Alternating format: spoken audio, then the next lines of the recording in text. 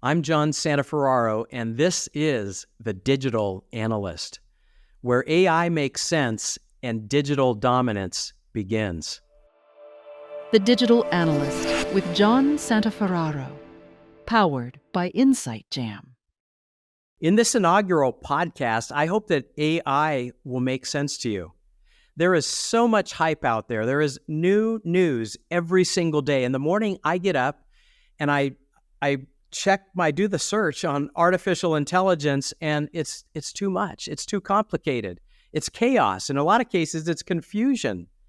And so my hope is that with the Digital Analyst, you'll be able to make sense out of artificial intelligence and figure out how to use all of your digital assets to dominate your market. So in this inaugural podcast, my guest is Shawn Rogers. Shawn is the CEO of BARC USA, an industry analyst firm. He's got 28 years of experience in this marketplace. He and I go back all or almost all of that 28 years, and we've seen it all. We've seen the onset of data warehousing. We've seen the beginning of business intelligence. We've seen the shift from data warehousing to data lakes and Hadoop. We've seen the shift from data lakes to the data lakehouse. And now this emergence or this explosion of artificial intelligence. So in the podcast, we're going to talk about some practical things that you can do to make sense out of all of the AI chaos. Specifically to be able to use it with your data assets, to be able to AI enable your analytics and your data engineering, to be able to use generative AI in different parts of the business, to be able to identify places where it's going to make the most sense. So grab a cup of coffee or pour a glass of wine and join me in my Tuscan home in the hills between Florence and Lucca for this inaugural podcast of the Digital Analyst. A big digital welcome to Shawn Rogers. Shawn, you've been doing this now for 28 years. Industry analyst, tech marketing executive, thought leader, speaker, instructor. You've covered almost every category in the data and analytics space. You've co-written 2 books, Social Data Analytics, How to Win with Intelligence. You've done it all, right?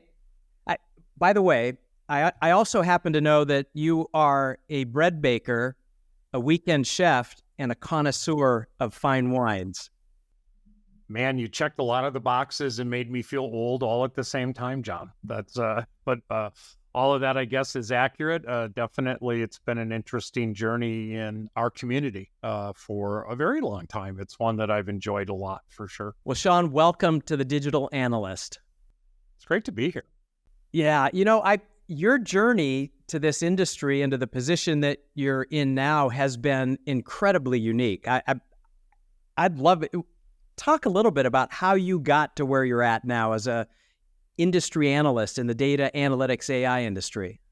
It has been a convoluted path for sure. I started as a partner in a print publication, so I guess I started on the press side of it, covering our community in the industry via DM Review magazine, a printed publication. That proves I'm old.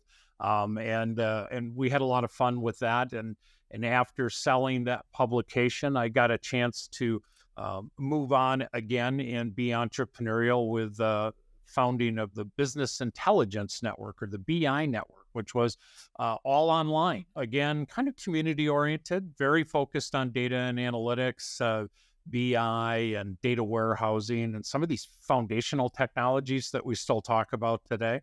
After moving on and having the opportunity to sell that, I spent some time as an analyst, which is what I do today. But I got my start as an analyst around that time and spent 5 or 6 years running a data warehouse and BI practice. You and I crossed paths there, John, as you know, and we both worked for the same firm running the same practice at different times.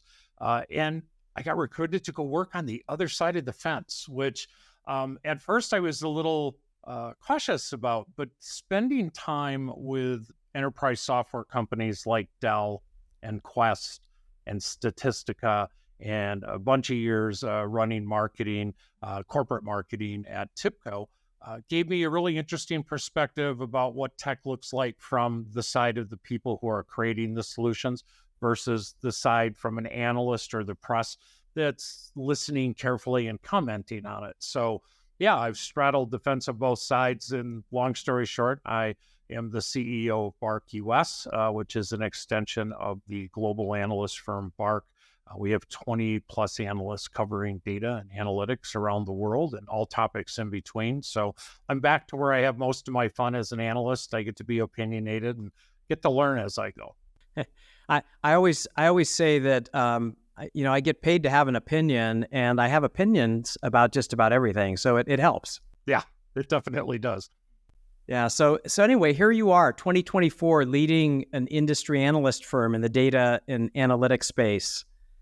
Tell me a little bit about the unique perspective that you bring to this marketplace. I mean, I think it definitely makes a difference. For example, having that experience on the vendor side as well as having an experience on the industry analyst side. We're at a very disruptive moment in our industry. But the good thing, to the core of your question, if you've been around for a while, you've been up and down this roller coaster a few times. I've talked to peers who have said, well, AI is disrupting like the web disrupted in the 90s. And that might be true. It may be that big. But I also think about things like Hadoop and big data. That was very disruptive. I think of BI being disruptive in the very early days as data warehouses were coming online and supplying insights and information to executives. So you and I, we've lived through the roller coaster. My perspective right now is it's super exciting. It's moving really fast. I made a joke the other day while I was giving a talk that I'm kind of mad this whole AI thing is blossoming closer to the end of my career than the beginning. I would have loved to have covered this for a couple of decades, but yeah, it's very fun right now. Yeah, it's been a crazy ride, especially ever since generative AI showed up on the scene in the winter of 2021. I mean, it's hard to believe it's only been a couple of years, but it's been crazy. It's really been the wild, wild west out there. I mean, there are thousands of companies, millions of models and apps, and it just is exploding. And every single day I get up in the morning and I do my search for AI to see what's in the news. And honestly, it's too much to keep up with. It's a little bit of chaos, a little bit of confusion. A lot of it makes sense, but it's moving so fast. It's more than anybody can keep up with. And so I think for my audience here at the Digital Analyst, I want to make sure that people get a simplified version of artificial intelligence and generative AI. I want to help people make sense out of the chaos and the hype that's out there.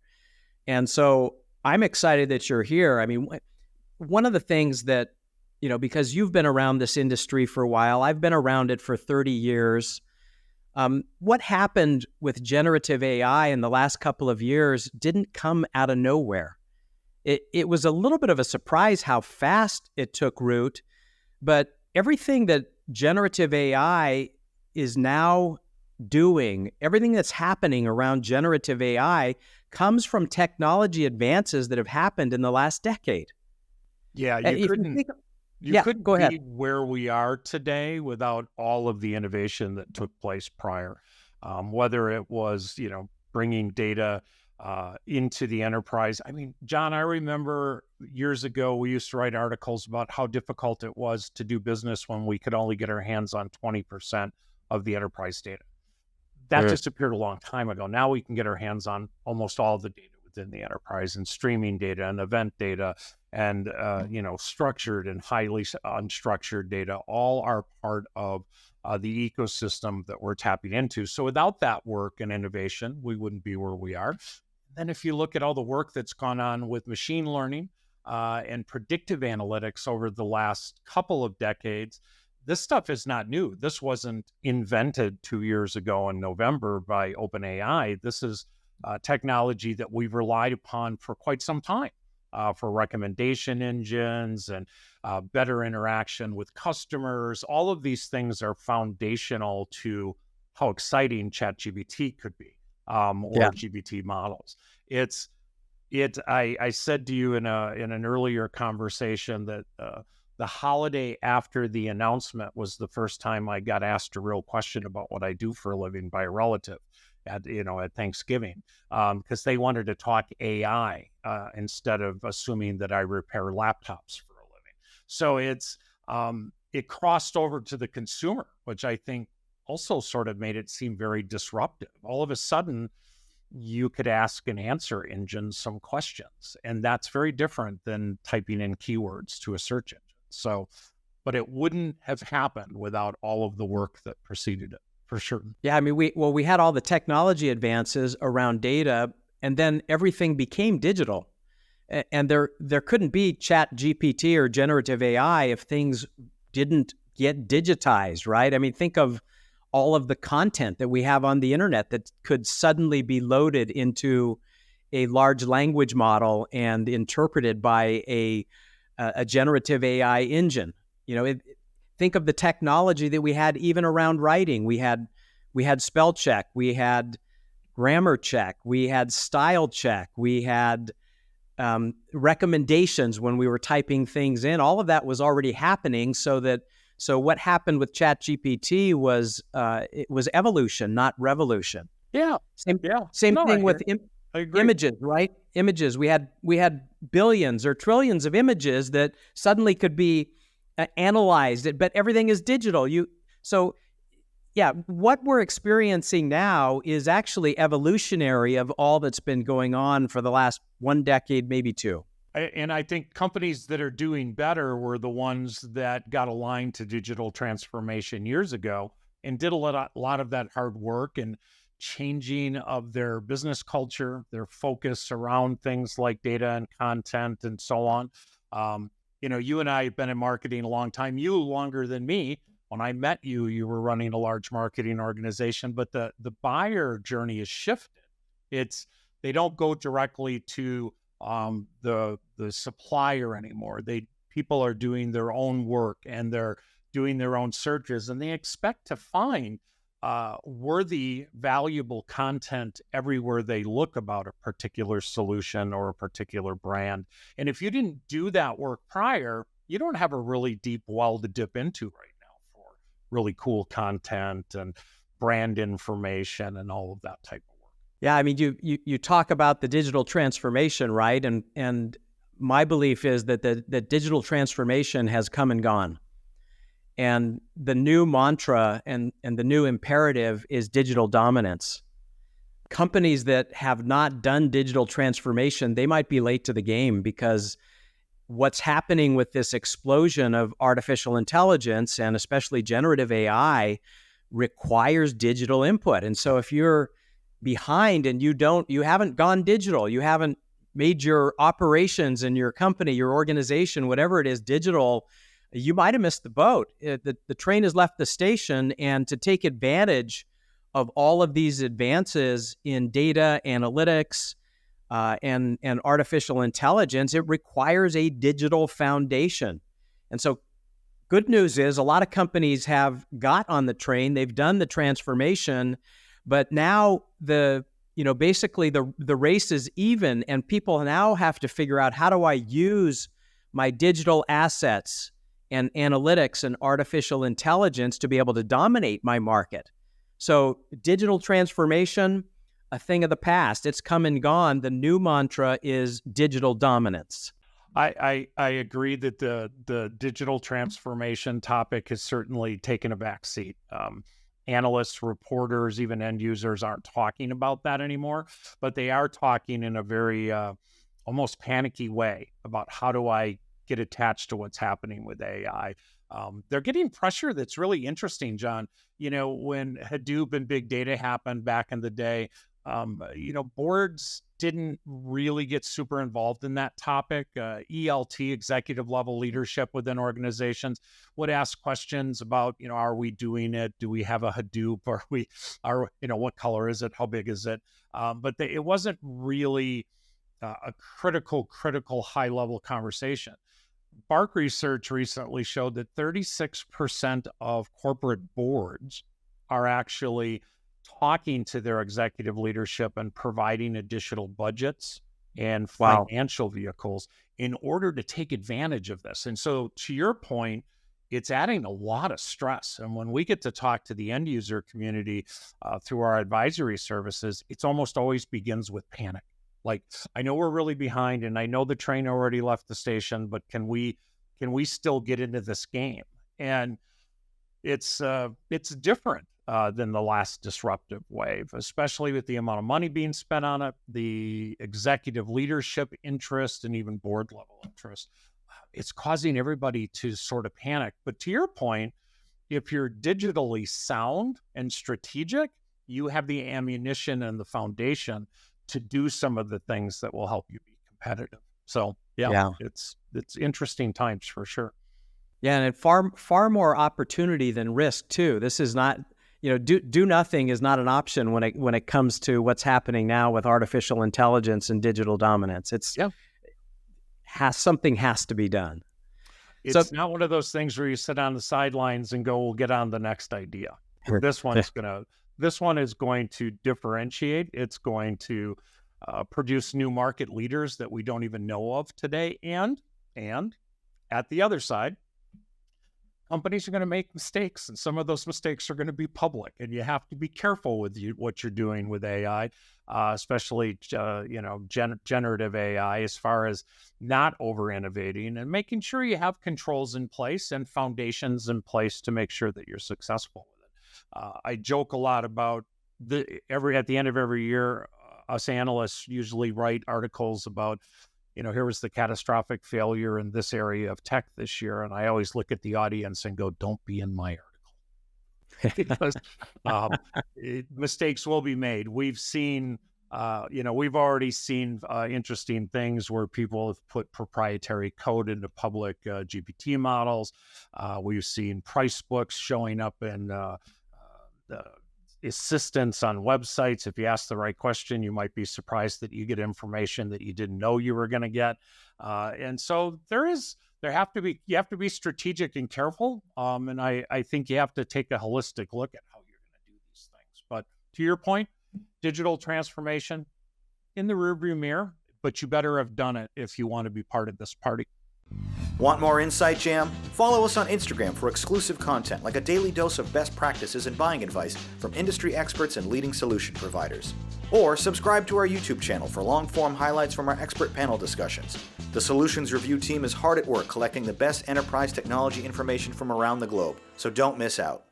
Well, let's shift gears for a minute and talk about simplifying the understanding of AI in the midst of all the chaos that's going out there. I think it's possible that many of our business listeners don't want a technical deep dive on AI. And for many of them, no one has explained AI in a simplified manner, and especially generative AI. And I think that it's, I think it can be reduced down to simply you've got something that you feed into it. You write prompts to get something out of it. You get an output, and you need to provide feedback so that it gets better. I mean, that's it. Bam. And obviously, there's a lot more under the covers, some very complicated algorithms. But I think that we need to simplify the understanding of artificial intelligence so business people, executives, and employees can get it. Everybody's got to understand how it works. I agree. And it's a very accurate and simplistic example of what it is. And you made this interesting point at the end, what you put into it. That's the interesting part. A broad, large language model knows what you've told it, and it has the capacity to connect strings of words as they make sense when you prompt it or ask it a question. So you can go in, and I've done this, give me a great chocolate chip cookie recipe, and it cobbles that together pretty darn accurately, and it's kind of fun and pretty easy. There might be a little error here and there in it, but you hardly notice it with those. But it gets better the more recipes you add to the model. And the same thing at an enterprise level.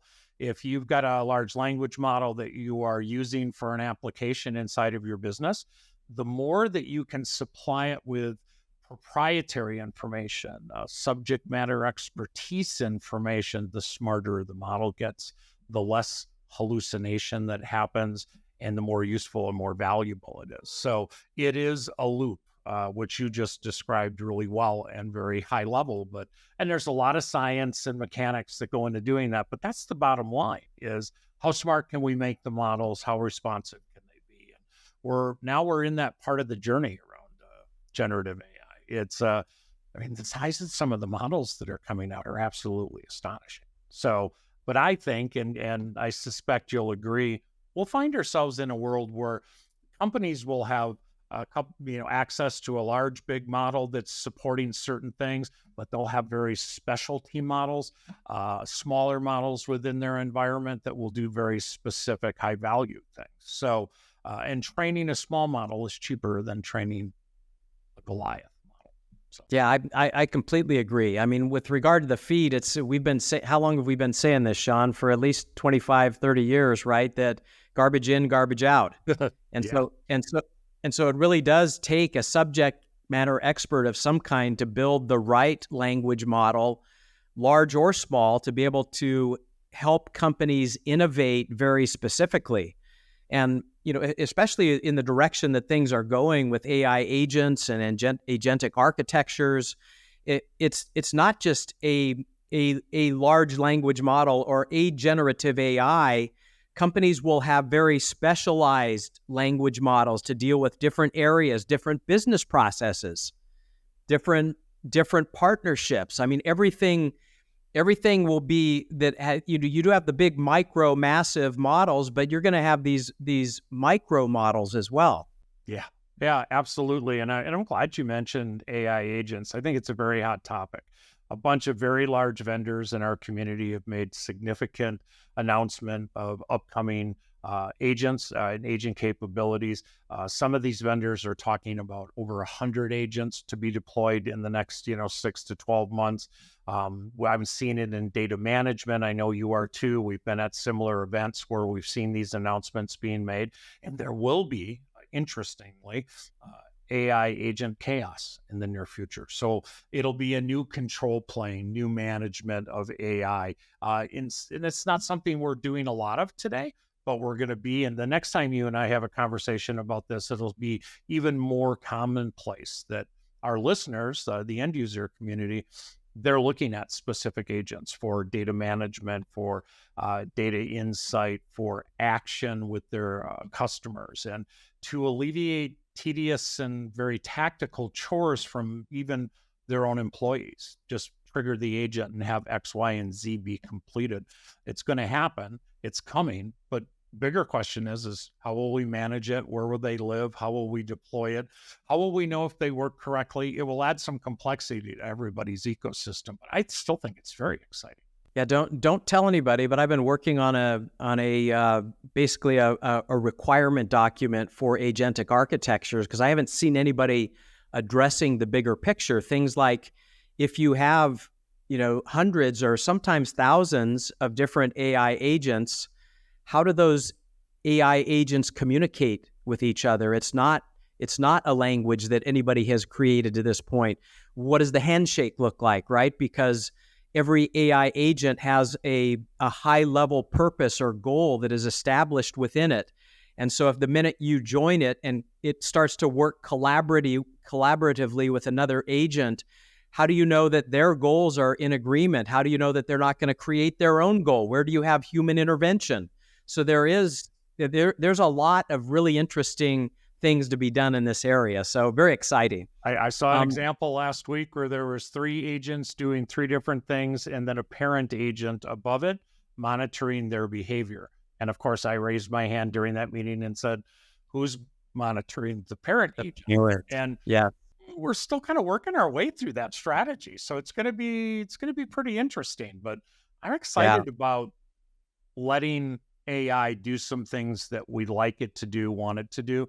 I use this a lot. If you go to a retail website nowadays and you buy a shirt like the one I'm wearing, you kind of expect the website to tell you what kind of pants or slacks go with that shirt. And if it doesn't, you almost are a little oddly put off. And Same thing with watching movies. The next movie you should see is this one. And we're expecting it. So we're on that bridge of we expect to interact with AI when it's not invasive and it's in context with our relationship with the service. And that will be an interesting field to walk across in the coming year, because we're going to get touched by AI a whole lot more. And sometimes we won't even realize that we're letting a machine do something for us. So I think it's the next phase of maturity, and Gen AI is certainly one that's going to get us there. Well, but I think a question remains: is it doing a good enough job now to not hurt customer relationships and customer engagement? Because I mean, I haven't seen a lot that really works. I still, when I have to interact with some sort of an AI, it's not a pleasant experience.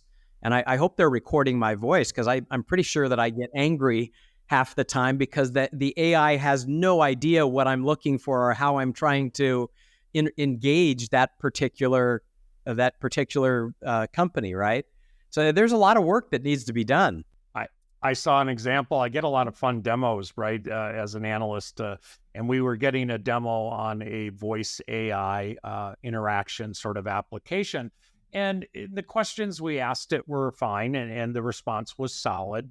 It didn't seem like it was suffering from hallucinations, but the voice was very robotic. And I have to admit, in a real world, I kind of want to talk to a person still for certain things. And so I said out loud, hey, I think your demo was great. I think the voice is overly robotic, and if you can continue along the path you're on and kind of smooth out that voice, I think you'll be more successful. And the person on the other end kind of laughed and said, actually, we have a slider on how robotic you want it to be, because we have found some of our consumers are a little surprised and put off when we make it sound too human. So there will be a balance in there somewhere. And I think the balance is different for all of us, right? Like, my feelings about speaking to an AI might be very different than my 30-something-year-old daughter, who has a completely different view of this technology. So yeah, there's a lot of bumpy road ahead, but it's funny you got on the voice aspect of it, because, what's better, a robotic voice that's accurate, or a human voice and you didn't know it was AI and it was accurate or inaccurate? Like, where do you get in the most trouble with your customers? And I think we're still on that path. We don't know the answer quite yet. Yeah, Shawn, we've kind of touched on this, but there's, we started to go down the path of identifying what areas work exceptionally well for something like generative AI. Yeah. And we know that those areas are where there is a large volume of digital content. So we know that works with code, for example, because all code is digital. Yeah. And it's a language, and it's very specific in how you write the code, and it's easy to even evaluate what's good code, what's bad code. So there's a lot of areas out there where generative AI is currently operating extremely well. Those are two of the biggest use cases we see in our research. And I agree with you on coding. 86% of the companies that we're speaking to that have taken our survey say that they are experimenting and working with coding for generative AI inside of their organizations. And you're right, because it is a language, and that language has rules. And when it has rules, the AI can be very specific in its output, that it can check itself in real time. And I think it's a great area to save time and money and free up your developers to do cooler things than standard code. The other side, on just content generation, I use it every day. Now, I don't use it to do like, hey, write my next research survey. That still takes a lot of human interaction. And I know that you and I see eye to eye on the idea that the human interaction has to stay here for value. But I use it for, hey, give me 5 titles for a really good blog about X, Y, and Z, or give me a webinar title for X, or help. I'll tell everybody, my biggest problem as an analyst / writer is a blank page. I have this idea. I'm looking at my Word. There's nothing on the page. I don't know what I want the first sentence to be. And I'll often go off to a Gen AI source and say, this is the topic. This is kind of what I want to talk about. Could you write the first 3 sentences of a blog? I don't let it write the whole thing, but the fact that it gets me going, I save 20 minutes every time I do that. And the 20 minutes adds up to a lot of money over a year. So I think those 2 areas are really exciting. I also use it. Do you use it for images? I like it for images. I think there's still challenges in the image area. I asked one of the generative engines to make me a graphic that included a fast-moving train, and then I wanted the word high readiness in the image. And I tried 3 different sources, and none of them could spell the word high readiness correctly. So we still have work to do. Yeah, I would add a third area where I'm seeing it work well, and that would be data management. It's our space, right? Yeah. Data management. So we've got software engineering. It makes sense that in data engineering, you have the same thing, whether it's data management, analytics, business intelligence, data platforms. Especially in the last couple of years, every vendor in our space has come out with some kind of AI enablement over the last couple of years. But I've spent time thinking too about what is it that separates right now the leaders from the laggards in the use of AI enablement. And fortunately, I started following this back in 2018, 2019, and even did a report that identified the leaders in the use of AI enablement back then. And it turns out that probably 80% of the capabilities that data management, business intelligence, data engineering vendors, 80% of all these new supposed features that they're talking about, they were already in use for certain vendors back in 2019. So what's new is that nothing's new under the sun. There are some new capabilities, but you got to understand the history of what's been going on over the last 5 to 6 years in the world of data management to figure out who the leaders are. They're the ones that started doing AI back in 2018, 2019. And what they're doing is they've gone from sort of a manual, hey, we can do this inside of our platform, to autonomously doing a lot of this work, to just uplift and move faster. And it's pretty incredible, especially, and you and I go to a lot of the same programs and see a lot of the same solutions.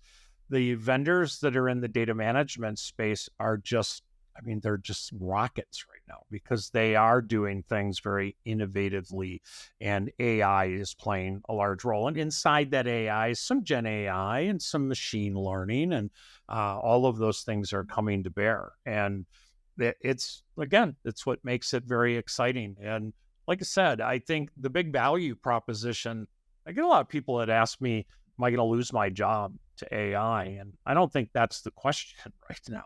What the question is what is AI going to take off your plate so that you can be more valuable, so that you can get more important things done?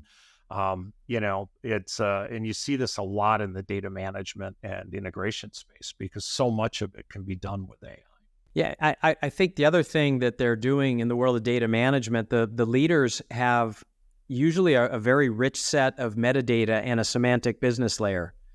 And that's what's driving the accuracy of the use of generative AI, or a lot of them have these existing AI capabilities that they've had since 2019, 2020, 21. And because of that, existing AI capabilities make generative AI even more functional. It makes it more powerful. Gen AI by itself can't do a lot of AI functions or capabilities. And so generative AI needs these other AI capabilities to make it really work. Yeah. And then the third thing, it would be advanced human-in-the-loop feedback. And I say advanced, Shawn, you've probably seen even more demos than I have, but when somebody's showing me a Copilot or their generative AI on top of business intelligence or on top of data engineering or whatever it is, I always ask them about human-in-the-loop feedback. And they say, oh yeah, we've got that. And they pop it up on the screen and it's thumbs up or thumbs down. Well, that's not human feedback. That's a nice beginning, but that's not enough. Yeah. I think we're going to see it. I agree. And going back to your point about metadata and semantics, that's what gives context, the valuable aspect of context to these models that we'll use. And so being able to incorporate that at a more robust sort of layer is really exciting. The feedback loop is, yes, I've seen plenty of the thumbs up and thumbs down sort of versions, and that's not super impressive. But what I am starting to see is at the very beginning of the data pipelines, dynamic data quality scores, feedback scores from subject matter experts within organizations, being able to have more transparency as you look like, is that the data source I want to use for this project? And you see who owns it, you see how much it's being used and what other applications it's in.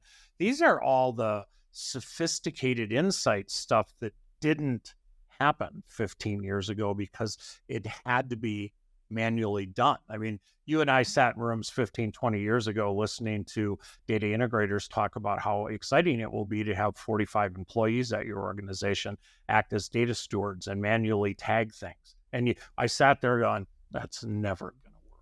And now it's working, but it's done autonomously with smart machine learning and artificial intelligence. So going all the way back to your beginning point, these are the innovations that are spurring the new change. Solutions Review is inviting you to join InsightJam.com. What started a few years ago as a social media event to celebrate enterprise technology has now grown into an always-on tech community with live events, discussions, videos, vendor showcases, and industry resources. Our vetted roster of experts, thought leaders, and analysts are sharing tips and tricks daily. So if you're interested in getting involved, join the long list of companies and brands who have already participated by visiting InsightJam.com today. I want to end with this. The McKinsey, couple of the partners recently published a book called Rewired. And in the book, they suggest that anyone can become a digital leader by working together to create what they call a digital superpower. Using their digital assets and artificial intelligence to produce something that nobody else is doing.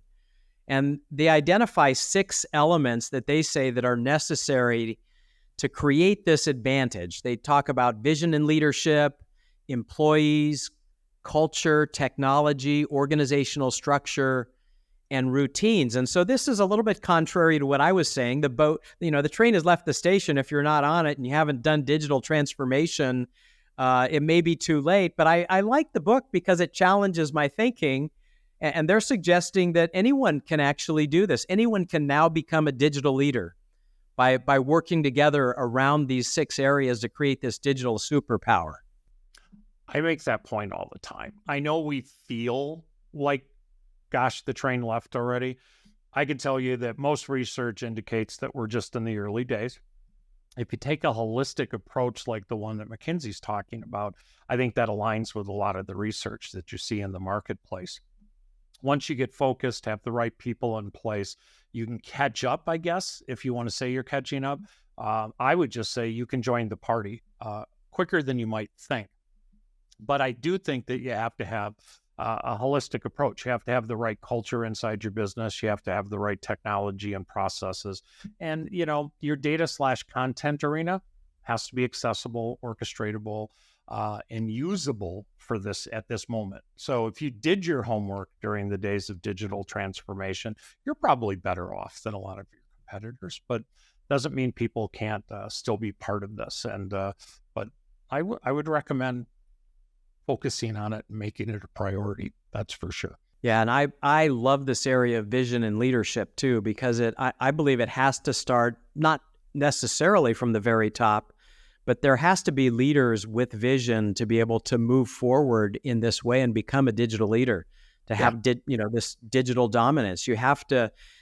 I ask a lot of people, what is your vision for this? Where do you see it in 3 years, 5 years? And okay, well, that's too far out, but at least tell me that you've thought through 5 or 10 or 15 capabilities that could be transformational for your business. What is a new business model that you could possibly come up with using artificial intelligence and AI and Gen AI and data in analytics. And without that important category of vision and leadership, it's almost impossible to make it happen. I don't see it coming from the bottom up. Let's just plug more data in. Let's create more technology. Let's make sure we have the right. That is, in this particular instance, I don't think that it can be just bottom up. I think that vision and leadership have to be a part of it. Yeah. Well, I absolutely agree. I think the most common question I get asked is, where do we start? What's the best use case for us? And that's a very broad, kind of unfocused question. It depends on your business. It depends on the industry you're in. But I will say, and I know you see this too, that there now are more and more quantifiable use cases coming out. So we're starting to see people do this. So you can start here. You could start there. This is working really well in the insurance field. Have you looked at this in the medical and healthcare industries? These things are starting to get traction. So the pioneers will push the ball forward. And there's nothing wrong with aligning to some of these proven or being proven use cases. And we're moving our focus from a research standpoint.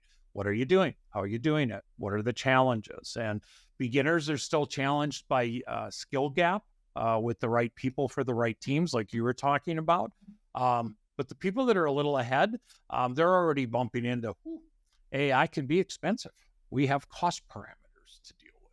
So everybody will hit a different bump in the road at a different time. Shawn, what a pleasure to get to have this time with you. Thank you for sharing from that deep well of understanding and knowledge that you bring to the table. Great discussion. I feel like we just got started. We're going to have to do this again because there's so much more. We barely touched the surface. Next time, maybe over a glass of wine or a cup of coffee. Preferably where you live. So maybe I'll come and see you in Europe at some point. So come and see me in Tuscany. All right, buddy. Thanks, Shawn. Thanks. Hey, thank you so much for joining this inaugural podcast for the Digital Analyst. Again, my name is John Santaferraro. If you're interested in more information on me, you can find my website at ferraroconsulting.com. Feel free to reach out. I love conversation. I love to keep this discussion going. You can find me at John, John, at ferraroconsulting.com. Make sure and check out Shawn Rogers at BARC.com. That's BARC.com. And do me a favor, if you enjoyed this, like and subscribe, and join us again in 2 weeks when we'll have the next episode of the Digital Analyst. Thank you so much for joining.